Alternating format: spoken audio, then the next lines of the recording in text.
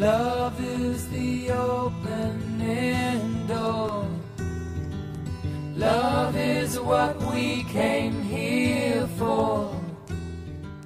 Hi, I'm Wendy Strgar, and I'm the host and executive producer of The Opening Door, and you can find us at theopeningdoor.com.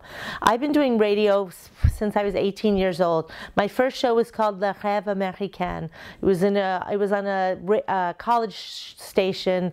It was on a college station in France, in Lyon, France. And I used to have to hitchhike back from my show that aired from midnight to 2 live back to my home outside of Lyon. So I was always taking my life in my hands, but I was determined to share American music with the French audience. Most recently, I was doing a show on LA Talk Radio, and it was called Lunch with the Loveologist.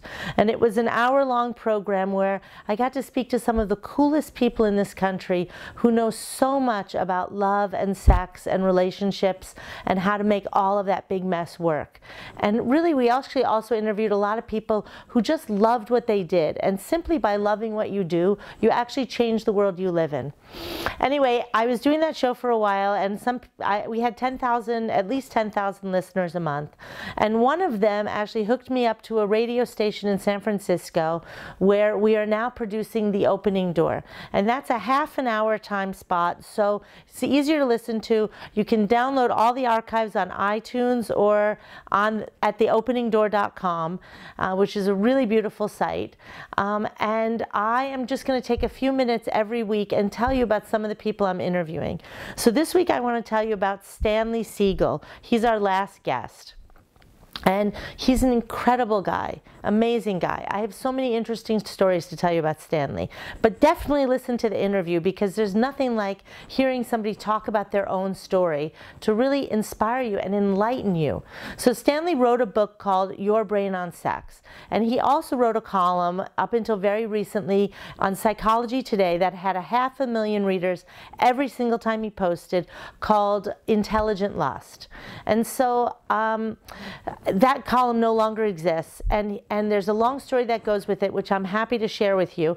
But he started a new magazine called Psychology Tomorrow, and basically, I'm just going to tell you the story. So Stanley wrote this book called Your Brain on Sex, and the book is about an incredibly fascinating premise, which is the fact that we all have fantasies. So even if you don't look at your fantasies or not willing to think about your fantasies, it doesn't matter. You're a human being. If you're watching this, maybe you're a dog, then I'm not talking to you. But if you're a human being and you're watching this, you have a fantasy life.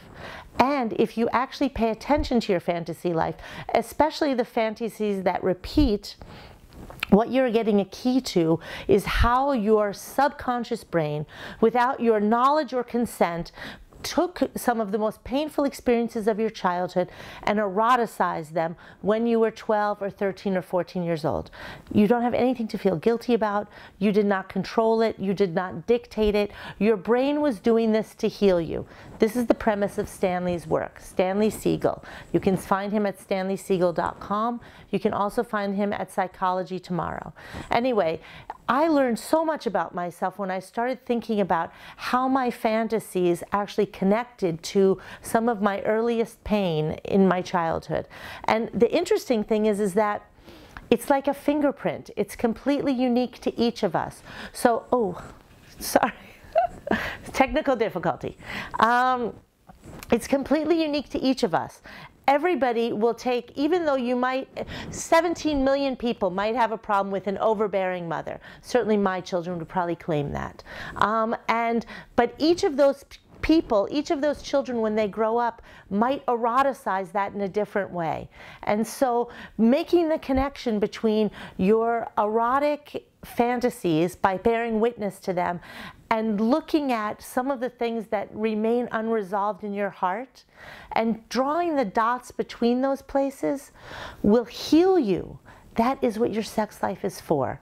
And this interview that we just did last week, and it just aired last week at theopeningdoor.com with Stanley Siegel, will illuminate you and awaken you to the power of your sex life in a way that very little else will. So enjoy. I just want to say that this is what Stanley's book looks like. Your Brain on Sex, How Smarter Sex Can Change Your Life. And if you do only one thing for yourself sexually, read this book. Or even if you don't want to read the book, go listen to the interview at theopeningdoor.com. This is Stanley's book. Thank you, Stanley, for doing this amazing work.